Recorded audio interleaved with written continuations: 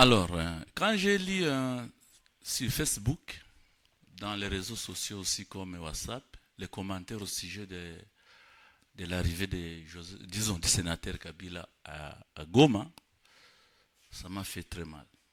En tout cas, ce sont des injures. Ce sont des injures. C'est un responsable aussi. C'est quelqu'un qui a géré ce pays. Nous savons que Kabila a eu 3 mandats. Le premier mandat, c'était 1 plus 4. Deuxième mandat, c'était lui-même. Troisième mandat, c'était lui-même.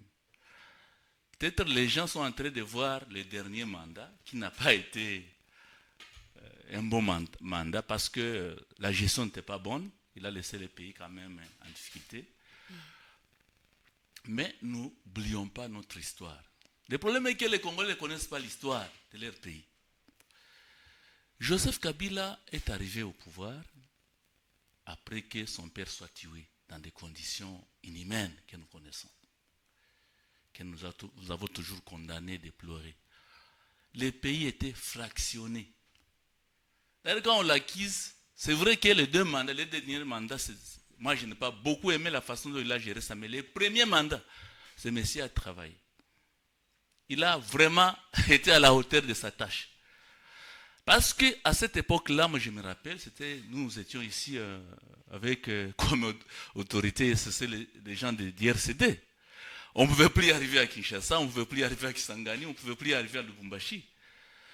Alors, quand il a eu ce premier mandat-là, avec 4 vice-présidents, des rebelles encore, des chefs rebelles, qu'il a eu à gérer jusqu'à ce que nous puissions unifier le pays.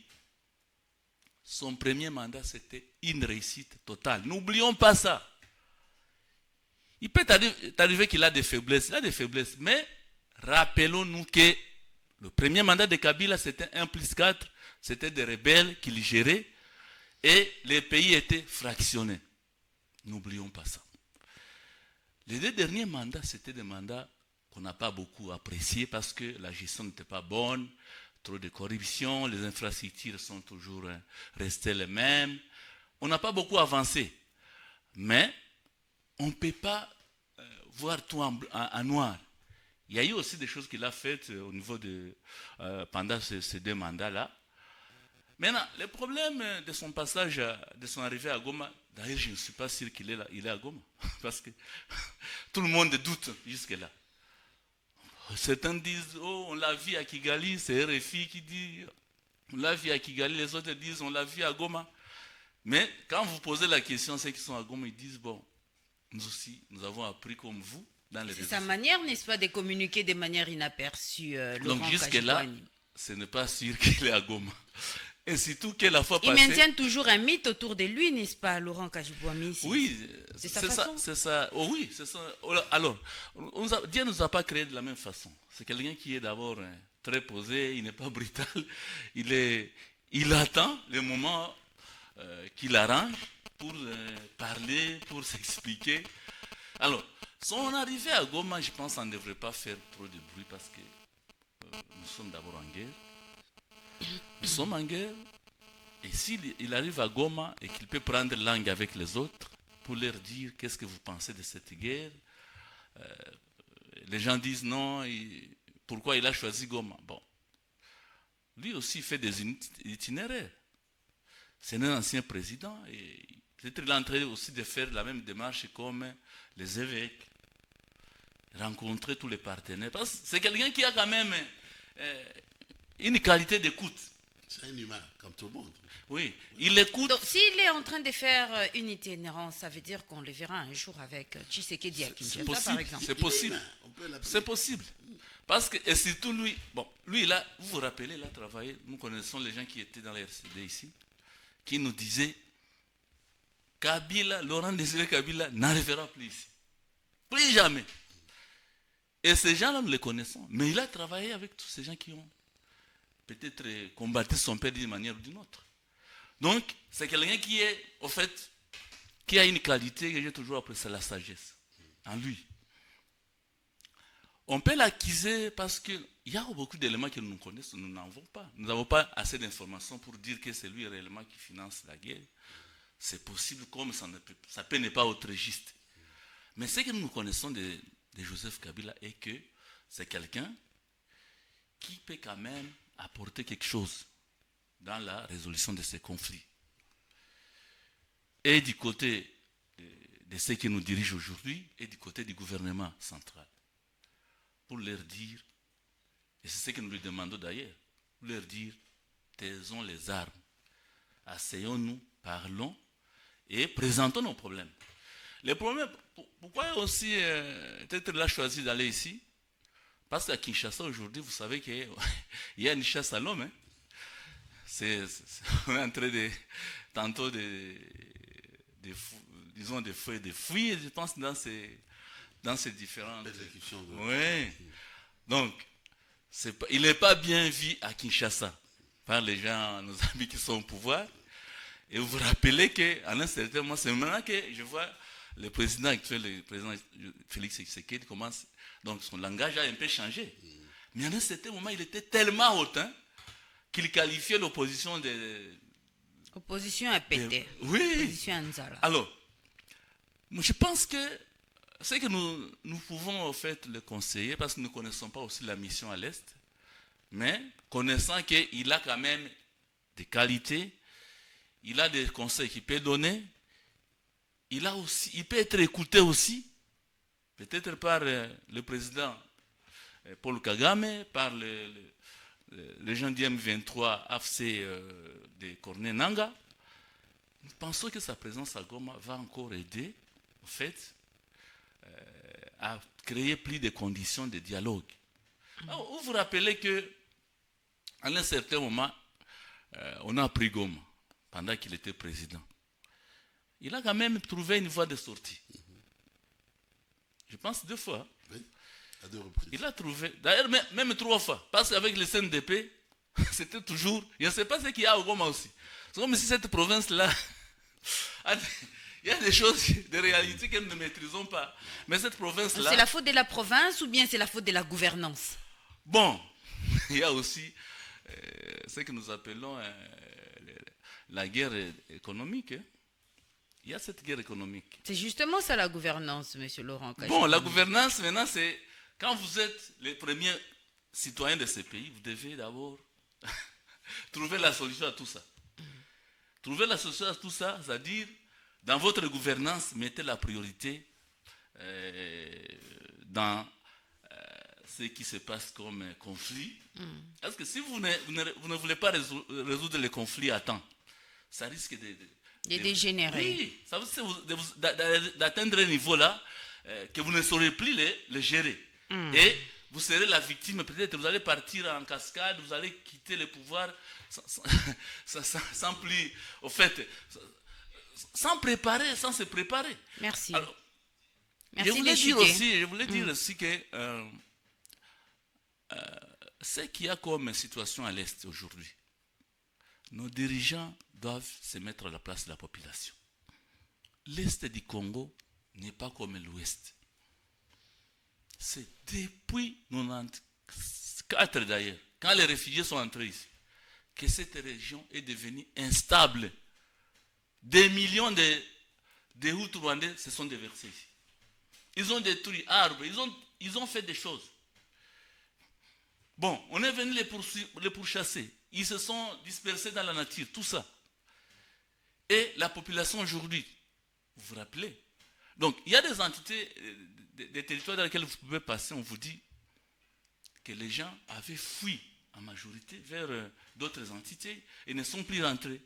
Donc, nous avons fait, cette région a été une région tellement troublée que nous demandons à nos politiciens, et que ce soit les M23, AFC, le sénateur Joseph Kabila, le président Félix Tshisekedi et toute sa classe, ceux qui sont avec lui, de mettre ces problèmes de l'Est dans la priorité.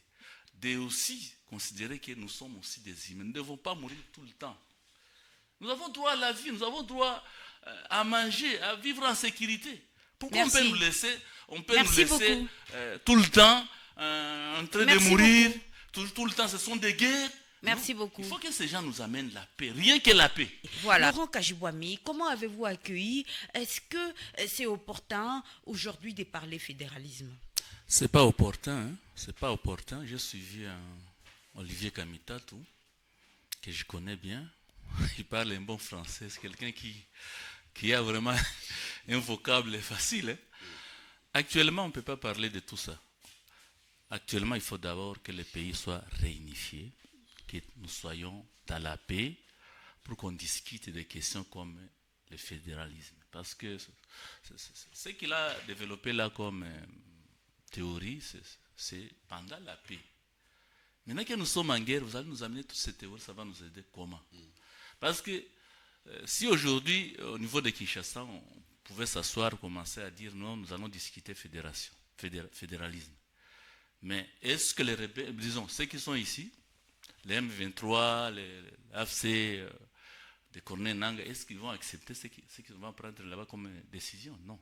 C'est pour dire qu'il est parti vite en besogne, mais on peut appuyer son idée si nous étions en paix à une période. Parce que quand même, n'oublions pas que tous les présidents qui sont passés, les gouvernements qui se sont succédés, ont laissé les pays vraiment dans le chaos.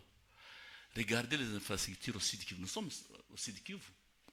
Pendant toutes ces années, pendant tous ces mandats-là, on n'a pas de bonnes routes. Donc je disais que le moment n'est pas bien choisi, pour autant que nous sommes en guerre. Nous sommes dans l'instabilité totale sur le plan institutionnel. On ne sait pas qui est où. Si on pouvait me poser la question, nous sommes dans quel pays au niveau du Nord Kivu, Sud Kivu? On va dire que nous sommes encore en RDC. C'est compliqué.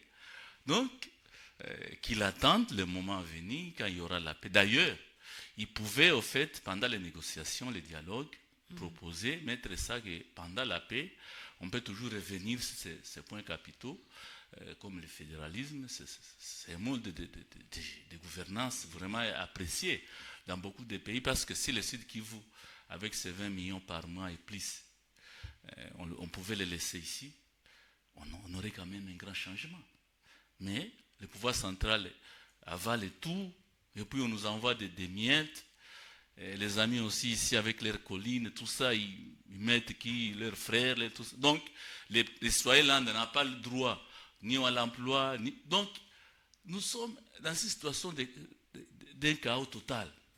On ne peut pas commencer à discuter ce genre de questions pendant la guerre. Voilà ce que je voulais dire. Merci beaucoup. Merci beaucoup. Alors, Laurent Kajibwami, la vie chère, quelles sont les causes de cette situation dans laquelle nous sommes actuellement? Les causes, je les cite à deux niveaux. D'abord, nous avons mal élevé. Vous vous approchez peut-être trop du micro, c'est pourquoi il y a des parasites. J'espère que de l'autre côté, on vous suivra convenablement. Les auditeurs vont vous suivre convenablement cette fois-ci. Alors, moi je disais que les causes, je les cite à deux niveaux. Le premier niveau, nous avons mal élu nos dirigeants. Parce qu'ils nous avaient promis qu'ils vont nous donner la sécurité, ils vont améliorer le social. Maintenant, une grande partie du pays est occupée par les M23 et là, l'AFC de Corneille Nangaa. Donc, pour résoudre un conflit militaire, il y a soit la voie militaire, la voie diplomatique, la voie politique, toutes ces voies-là, comment ils ont échoué jusqu'à nous créer autant de problèmes. Donc, il y avait déjà une crise. Nous avons vu ici les taux d'échange compliqués, les réseaux de télécommunications qui nous bouffaient l'argent alors que vous payez mais vous ne communiquez pas bien, les transports compliqués, les pétroliers. Donc, il y avait autant de problèmes déjà au départ. Maintenant, ça c'est au premier niveau. Il y avait déjà des problèmes de gouvernance, ce que j'appelle en gros la mauvaise gouvernance. Parce que vous ne pouvez pas diriger un pays comme si on était dans un marché de cadeaux, non. Un pays, il y a des normes, il y a des principes sur lesquels il faut s'appuyer pour amener la solution, la riposte aux problèmes de la population. Ça c'est au premier niveau. Deuxième niveau, c'est au niveau, donc c'est la guerre. La guerre que nous avons maintenant dans les pays et qui pratiquement vient de permettre que les groupes armés occupent des provinces. Et cette guerre, maintenant, a créé autant de problèmes. Comment ça a créé des problèmes? Il y a eu d'abord les pillages. Certaines personnes ont perdu leurs capitaux. Il y a eu les gens qui ont fui leur maison. Il y a les gens il y avait autant d'entreprises ici, étatiques, même si ça ne pouvait pas encadrer tout le monde, mais il y avait autant d'emplois actifs, j'appelle ça emplois actifs, qui étaient opérationnels. Il y avait des gens qui pouvaient faire aussi le commerce d'une manière... donc, ils peuvent quitter ici, ils vont à Kamituga, ils peuvent aller à Uvira, au Burundi. Donc, la guerre nous a causé aussi autant de problèmes, autant de difficultés. Et aussi, nous pouvons dire, il y a aussi un déficit communicationnel. Depuis que nous crions qu'au niveau de RTL et tout ça, ces gens-là nous font payer à des niveaux. Vous venez, on vous dit d'abord, payez d'abord pour ce que vous allez retirer. Mais à l'interne aussi, on va vous retrocher. Mais depuis que nous crions, autorité, tout à fait solution. Ils n'ont jamais trouvé de solution. Ils ne communiquent pas. Mais est-ce que ce n'est pas ça le problème? Crier, peut-être que la solution serait d'aller les rencontrer, ces autorités-là. Bon, il faut qu'ils créent. C'est là où nous allons arriver. Ils sont en train d'abord de soulever les causes. Les causes, c'est-à-dire qu'il y a aussi un déficit communicationnel. Allez-y. Il y a aussi la mauvaise planification. Vous ne pouvez pas vous réveiller un matin. Et d'ailleurs, ceux qui sont nommés actuellement, la plupart sont des juristes, curieusement. Vous ne pouvez pas vous réveiller un matin, commencer à fixer des taxes comme ça. Créez une petite commission. Moi, je connais que... On a déjà travaillé dans des commissions budgétaires. C'est un travail de titan. C'est un travail technique. C'est pas se réveiller un matin, vous signez des trucs là, que non, la taxe c'est telle. Non. Allez-y, mais utilisez les techniciens. Utilisez la loi. Vous réveillez un matin, vous dites, bon, c'est $100. Hein. $200 pour les remorques. Non, bon, je prends un exemple. Vous dites, bon, $100, mais à base de quoi vous prenez $100? D'ailleurs, on devrait plutôt revoir à la baisse les taxes, les prix, disons les frais. On devrait les revoir à la taxe compte tenu de la situation, de la conjoncture que nous traversons. C'est-à-dire, il y a mauvaise planification. Il y a aussi, on ne fait pas participer les gouvernés. Donc, il n'y a pas des contacts directs entre gouvernants et gouvernés. Donc, on ne crée pas assez d'espace pour que les gens s'expriment. J'ai suivi le monsieur là d'Asseco, à la diocèse. Lui, il a dit, bon, on a fixé des taux. Mais il a dit qu'on pouvait revoir. Est-ce qu'avant de... Peut-être que ces gens-là pouvaient être associés dans leur commission, même si on ne va pas prendre à 100% leurs propositions, mais quand même, les organisations de la société civile, même si on est en train de dire non, nous ne voulons pas de la société civile, on ne peut pas s'en passer. Parce que ce sont des techniciens aussi. Ils ont des gens qui connaissent les réalités du terrain. Vous travaillez sans eux, vous allez faire marche seul. Non. Donc, il faut approcher les gouvernants des gouvernés. Il y a aussi ces problèmes des gens qui sont autour des autorités. Est-ce qu'ils ont des techniques, des personnes, ressources qui sont valables? Il ne faut pas prendre pour prendre. Il y a des matières qui exigent qu'on prenne ce qu'ils maîtrisent quand même. Donc, ici, c'est toute une gouvernance. Et ils sont en train de penser que c'est parce que nous sommes en guerre, nous pouvons... Non. Ils ont dit qu'ils viennent aussi faire différemment de ce qu'ils faisaient le pouvoir qui est parti. Maintenant, s'ils ne le font pas, et si la situation va continuer à s'empirer, nous allons considérer quoi? On va dire, au moins les bambelles, alors que, avec ville. Donc, ils doivent fournir des efforts pour améliorer leur façon de communiquer. Ils doivent bien planifier. Ils ne font pas se réveiller un matin seulement, vous fixer des taxes comme ça. Et puis, moi j'ai suivi. Les gens disent, par exemple, qu'à Iji, ceux qui font les petits commerces, je ne sais pas si vous n'avez jamais été là-bas, ils font les petits commerces, on leur faut payer 1/10 du montant que vous avez acheté les trucs à Kadout. Un dixième. Oui. C'est quand même beau. Tu C'est sais sur que les base de commerçants quel principe? étaient en train de criailler sur les chaînes locales. Donc, vous ne pouvez pas. Vous arrivez dans dans des villages, par exemple, là où les gens tellement sont pauvres, il faut d'abord voir comment aussi les aider à améliorer leur vécu quotidien. Il ne faut pas penser que parce qu'on est. Vous êtes aussi des humains. Ce sont vos frères, ce sont vos tantes. Donc, ils doivent quand même s'approcher de la population. Ils doivent aussi améliorer, par exemple, ils doivent travailler sur ce terrain-là, d'améliorer les dialogues avec le gouvernement central. Nous voulons rien que la paix, que les gens dialoguent, qu'ils se disent la vérité en face, et que les choses changent. Qu'ils arrivent, si ça sera un gouvernement comme notre papa l'a dit ici, si ça sera un gouvernement d'union nationale, ça sera, je ne sais pas comment ils vont arriver, parce qu'on ne va pas, ce sont les enfants qui. Donc, quand vous allez regarder même ceux qui seront dans leur dialogue là-bas, ce sont toujours les mêmes. On ne va pas prendre les gens, les techniciens. On vous dit même, bon. Donc le dialogue n'est toujours pas une solution, s'il faut que ça se passe tel que vous le dites là. Le dialogue, bon, ça évolue parfois.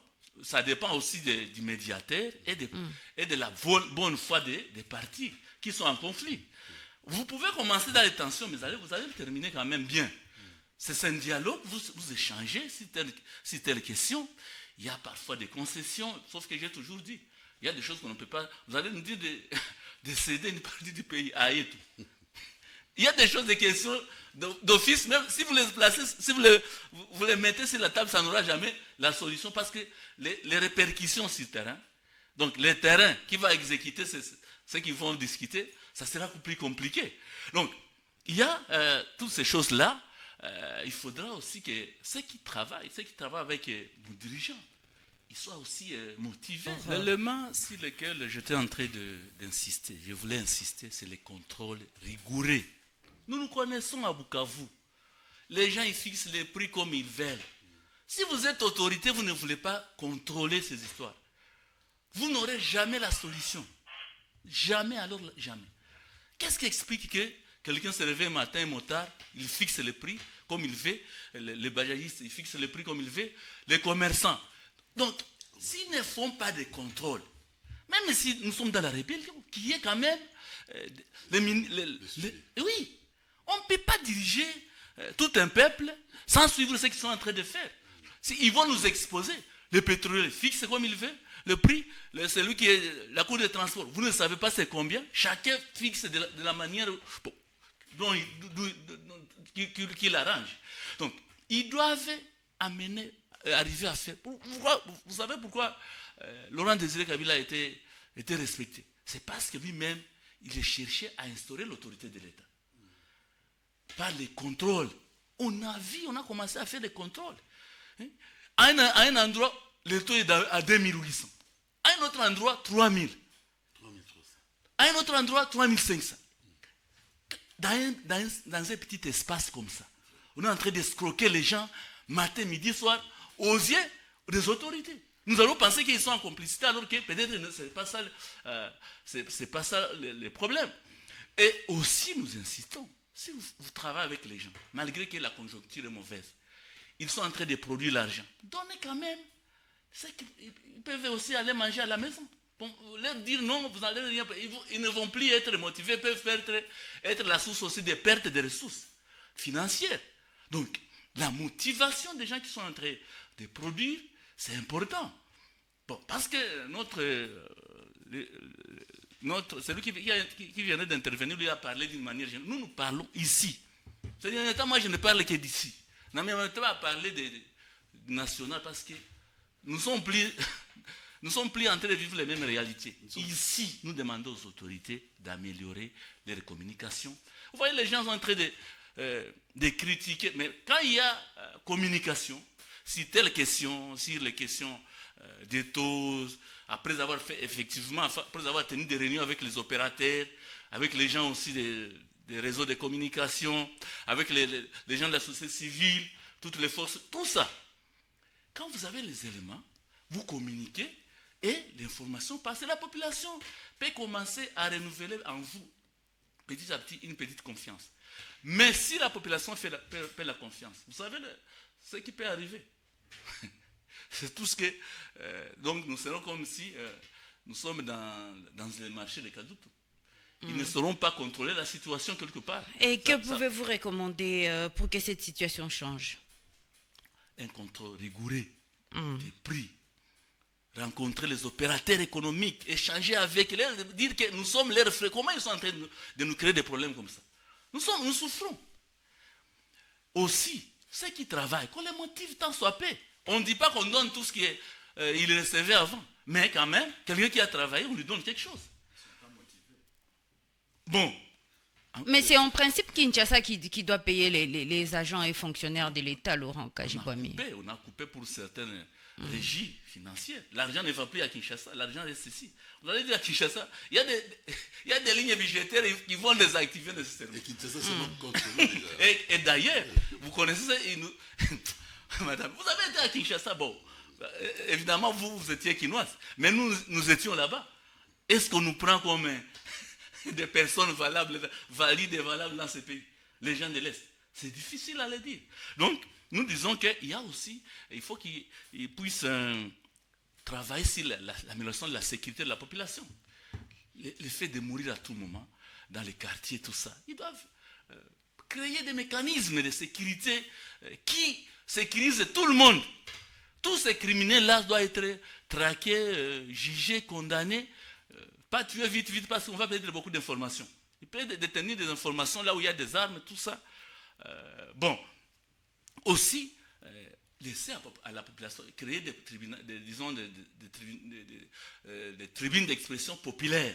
Là où la population peut s'exprimer au travers des organisations de la société civile, avec Corep et les autres, ça peut aider au fait, et aussi chercher les partenaires. Même s'ils sont rebelles, ils peuvent avoir des partenaires quelque part qui vont aider, par exemple, je l'avais dit, pour le ramassage des armes.